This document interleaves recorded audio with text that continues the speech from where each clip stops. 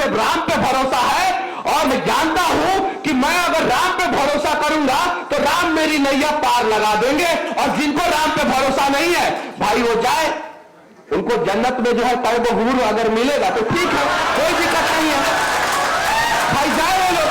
लेकिन मुझे अपने राम पे भरोसा है भाई, मेरे लिए यही लॉजिक है। आप लोगों के लिए अगर कोई दूसरा लॉजिक है तो जाइए पाकिस्तान में लॉजिक ढूंढिए, 54 छाप औकात हो गया है उसका।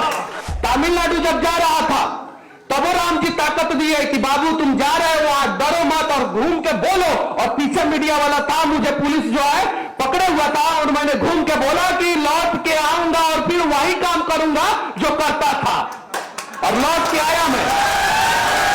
जिसके ऊपर एनएसए लगा, लेकिन वो जब गृह जिला में आता है और एक जेल से दूसरे जेल जाता है तो उसके ऊपर फूल का बारिश जो है हमारे जिला में पश्चिमी चंपारण में लोगों ने किया। सुप्रसिद्ध भाई मनीष जी को बुलाना चाहूंगा, एक लघु वक्तव्य से हमारे इन युवाओं को उर्जित करें। भाई मनीष कश्यप जी।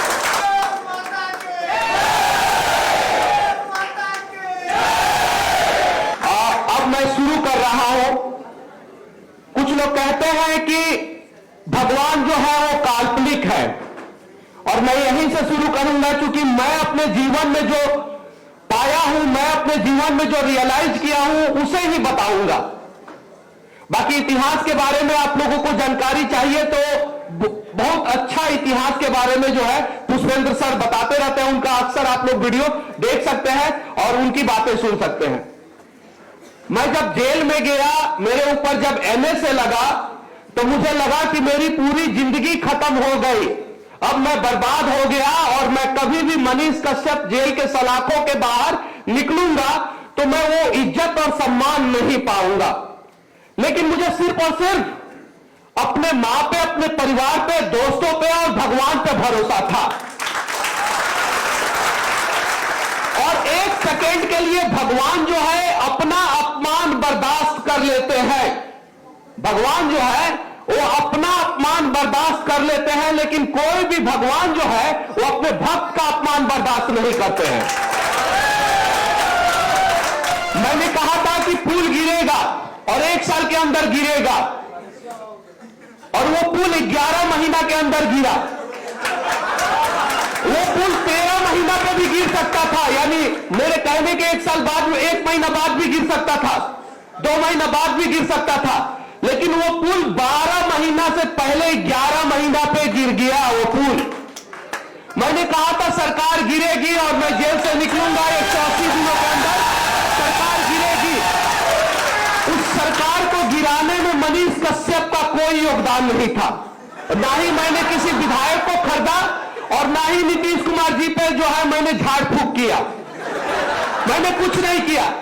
लेकिन भगवान को भरोसा था कि मेरा भक्त सच्चा है और उसे बहुत परेशान किया गया है, चलो नीतीश कुमार जी का मती जो है थोड़ा इधर से उधर डाइवर्ट कर दो।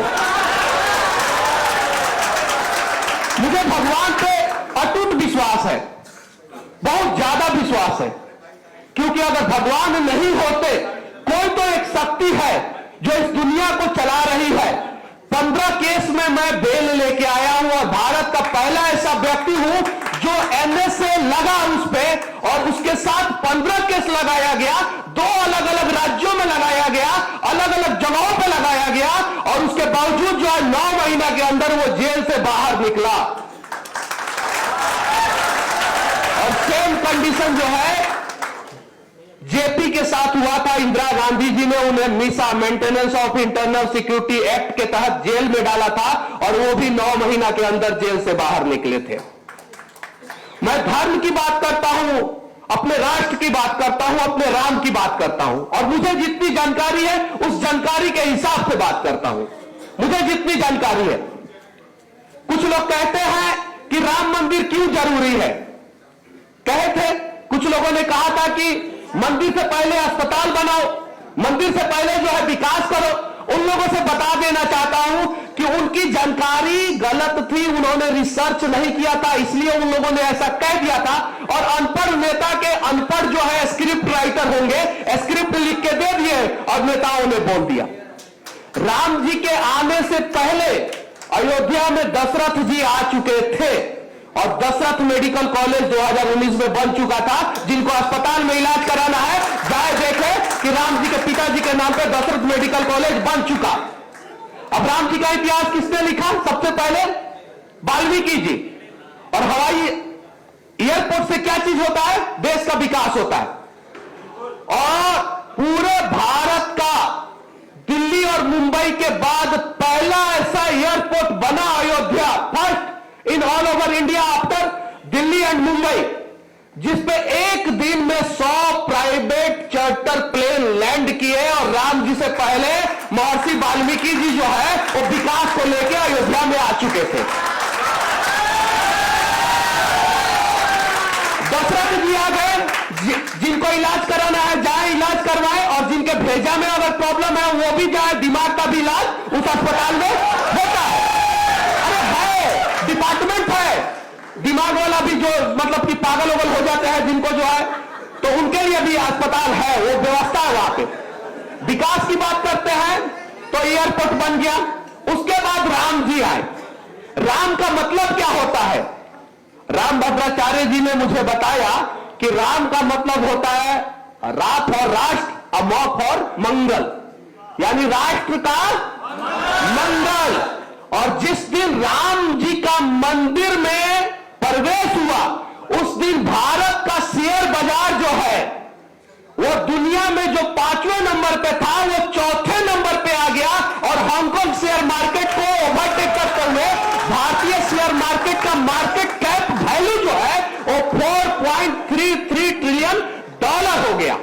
यानी राम जी का वजह से विकास भी हुआ, राम जी का वजह से एयरपोर्ट बना, राम जी का वजह से अस्पताल बना। और राम जी नहीं थे तब भारत की स्थिति क्या थी? अब एक कमाल की बात यह है कि 1990-91 के आसपास जो है सोना गिरवी रखा गया, आप सभी को पता है कि नहीं है? भारत का इकोनॉमी जो है क्रैश हो चुका था। और कुछ लोग कहते हैं 7 दिन का खजाना बचा हुआ था, कुछ लोग 1 महीना का, कुछ लोग 3 महीना का। गूगल पे जो जानकारी है उस हिसाब से मैं बात कर रहा हूं। लेकिन उसके बाद से एगो विध्वंस हुआ अयोध्या में, आप सभी को पता है। हुआ ना अयोध्या में एगो विध्वंस हुआ, पता है? अगर नाम रख दूंगा तो उतना ही काट के ट्विटर पे चलाएगा लोग, वो बोलेगा लोग मनीष कश्यप ने फिर सांप्रदायिक बातें किया, इसको फिर से गिरफ्तार करो। हुआ। और उस विध्वंस का असर यह हुआ कि भारत का इकोनॉमी जो है पटरी पे आ गया। भारत का इकोनॉमी पटरी पे आ गया। अब कुछ लोग बोलेंगे ये इलॉजिकली बातें हैं। भाई मेरे लिए यही लॉजिक है। आप लोगों के लिए अगर कोई दूसरा लॉजिक है तो जाइए पाकिस्तान में लॉजिक ढूंढिए, 54 छापा औकात हो गया है उसका। हमारे लिए यही लॉजिक है। और विध्वंस हुआ और भारत का इकोनॉमी पटरी पे आया। और भारत का इकोनॉमी अच्छे ढंग से पटरी पे स्पीड के साथ कब आया? जब राम जी प्रवेश कर गए। 1 लाख करोड़ का एक दिन में, 1 लाख करोड़ का एक दिन में खरीदारी हुआ। जिस दिन राम मंदिर का प्राण प्रतिष्ठा हुआ 22 जनवरी को, आप लोग अखबार में जाके देख सकते हैं। 1 लाख करोड़ की खरीदारी में 40,000 करोड़ की खरीदारी सिर्फ और सिर्फ उत्तर प्रदेश में हुई। सिर्फ उत्तर प्रदेश में, सिर्फ उत्तर प्रदेश में। और लोग कहते हैं राम की वजह से कुछ नहीं हुआ। उन्हें कह देना चाहते हैं कि राम की वजह से 1 लाख करोड़ रुपया का एक दिन में खरीदारी हुआ।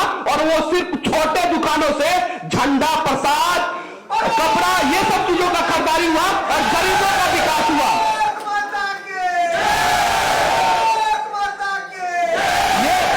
ये है हमारे राम। राम जब आते हैं ना तो राम आने से पहले जो है राष्ट्र का मंगल करते हैं। और राम सच में 22 जनवरी को जब मंदिर में आए ना, उसके पहले राष्ट्र का मंगल करने का पूरा ट्रैक उन्होंने सही कर दिया था। अब इसको आप लोग साइंटिफिक डेटा मानेंगे या नहीं मानेंगे मुझे फर्क नहीं पड़ता। मुझे राम पे भरोसा है और मैं जानता हूं कि मैं अगर राम पे भरोसा करूंगा तो राम मेरी नैया पार लगा देंगे। और जिनको राम पे भरोसा नहीं है भाई वो जाए, उनको जन्नत में जो है तैब हुर अगर मिलेगा तो ठीक है, कोई दिक्कत नहीं है, भाई जाए वो लोग। लेकिन मुझे अपने राम पे भरोसा है, मुझे अपने राम पे भरोसा है। और राम और राष्ट्र दोनों का राशि एक होता है। तो जिसे राम पे भरोसा होगा उसे राष्ट्र पे भरोसा होगा। और जितने भी राम के भक्त हैं, जितने भी राष्ट्र के भक्त हैं, वो सब मेरे भाई बहन मित्र सगे संबंधी हैं। और जो राम के भक्त नहीं है, राष्ट्र के भक्त नहीं है, वो मेरे मित्र सगे संबंधी भाई हो ही नहीं सकते हैं।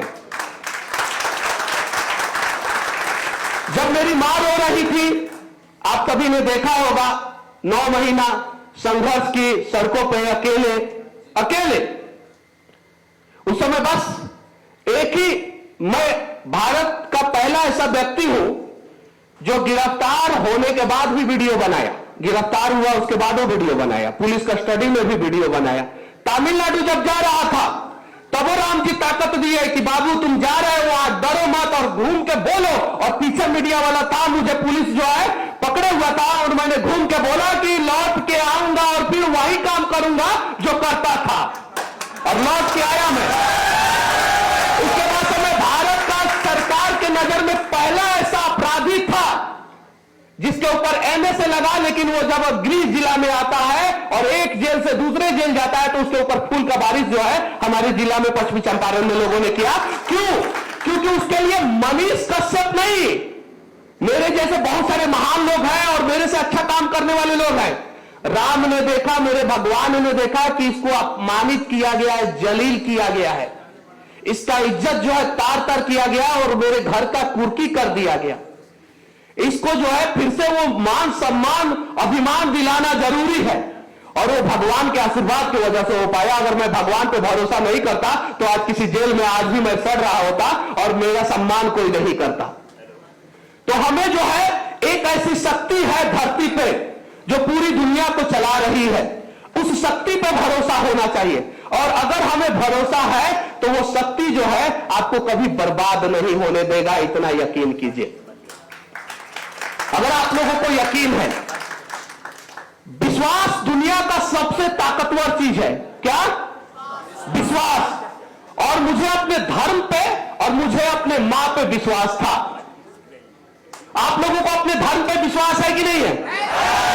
है कि नहीं है? कितने लोगों को अपने धर्म पे विश्वास है? हाथ उठाइए।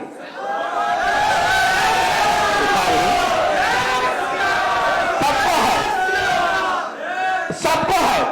कितने लोगों को अपने मां पे विश्वास है? सबको है। मैं एक विनती करना चाहता हूं, मां पे तो आप लोग विश्वास करते हैं, लेकिन शादी के बाद जो है मां से ज्यादा विश्वास पत्नी पे करने लगते हैं।